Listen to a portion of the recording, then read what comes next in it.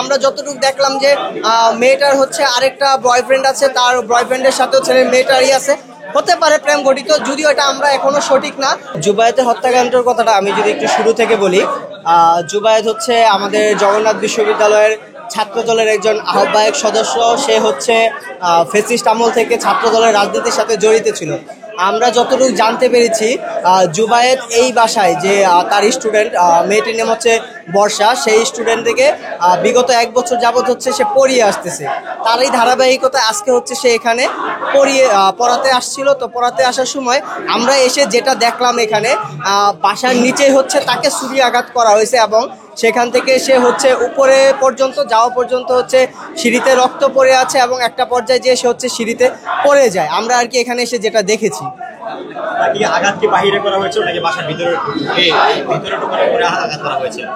আঘাত কোথায় করা হয়েছে সেটা এক্স্যাক্টলি আমরা বলতে পারতেছি না। আমরা হচ্ছে যখন আসছি, এখানে যে কেচি গেট আছে, কেচি গেটের ভিতর থেকে রক্ত হচ্ছে সিঁড়িতে, ওয়ালে হচ্ছে জুবায়েতের যে বডিটা যেখানে নিথর দেওয়াটা পড়েছিল ওই জায়গা পর্যন্ত, নিচ ফ্লোর থেকে হচ্ছে উপর পর্যন্ত চারদিকে হচ্ছে রক্ত ছড়িয়েছিল। এক্সট্রিম মশার কয়েল প্ল্যান্ট ফাইবার দিয়ে তৈরি, তাই সহজে ভাঙে না, সুগন্ধিযুক্ত ও নিরবিচ্ছিন্নভাবে জ্বলে। ডেঙ্গু, চিকুনগুনিয়া বাহি সহ যে কোনো মশার বিরুদ্ধে দেয় এক্সট্রিম সুরক্ষা। হ্যাঁ, যে স্টুডেন্টের বাসা তার থেকে একটু উপরে দরজা সে হচ্ছে খুলতে চেয়েছিল, দরজা সে খুলতে পারেনি, দরজার সামনে দাঁড় পড়ে আছে, তার থেকে একটু উপরে সিঁড়ির দিকে উপরের দিক করে পাগুলা নিচের দিকে করে হচ্ছে উপুর হয়ে তার বডিটা পড়ে আছে। আমরা এখানে ধারণা করতেছি যে এটা একটা প্রি প্ল্যান মার্ডার। এখানে যতটুকু মনে হচ্ছে যে আমার ব্যক্তিগতভাবে এখানে হচ্ছে যে তার স্টুডেন্ট এবং স্টুডেন্টের যে গার্ডিয়ান হয়তোবা এটার সাথে জড়িত আছে, সন্দেহবশত বলছি। কারণ না হলে একটা ছেলে এখানে 1 বছর যাবৎ পড়াচ্ছে, ছেলেটা কখন পড়াতে আসতেছে, কখন পড়িয়ে বেরোচ্ছে, এটা বাহিরের মানুষের জানার কথা না।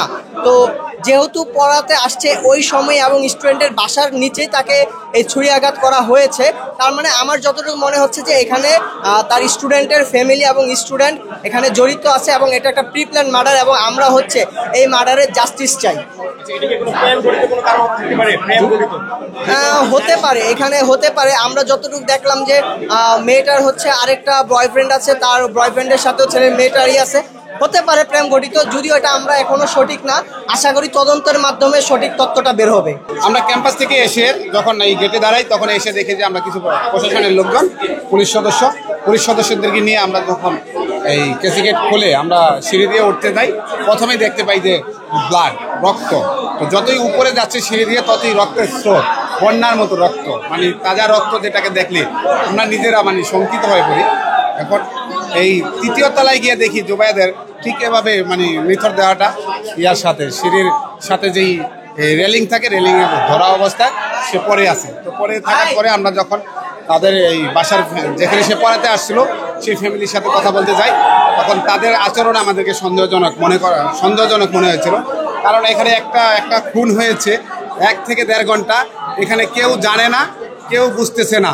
তো আমাদের ধারণা এই এখানে প্রশাসনেরও গাফিলতি আছে এখানে, এবং এই বাসার যারা বাড়িওয়ালা যারা আছে তারা এই খুনের সাথে জড়িত।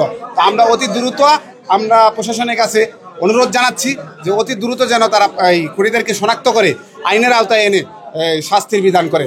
আমরা প্রাথমিকভাবে সন্দেহ করতেছি এবং বিভিন্নভাবে জানতে পারছি যে এই হত্যাকাণ্ডের সাথে যেই শিক্ষার্থীকে সে পড়াতে আসতো সে এবং তার বয়ফ্রেন্ড জড়িত বলে আমাদের কাছে বিভিন্নভাবে আমরা গুঞ্জন শুনতেছি।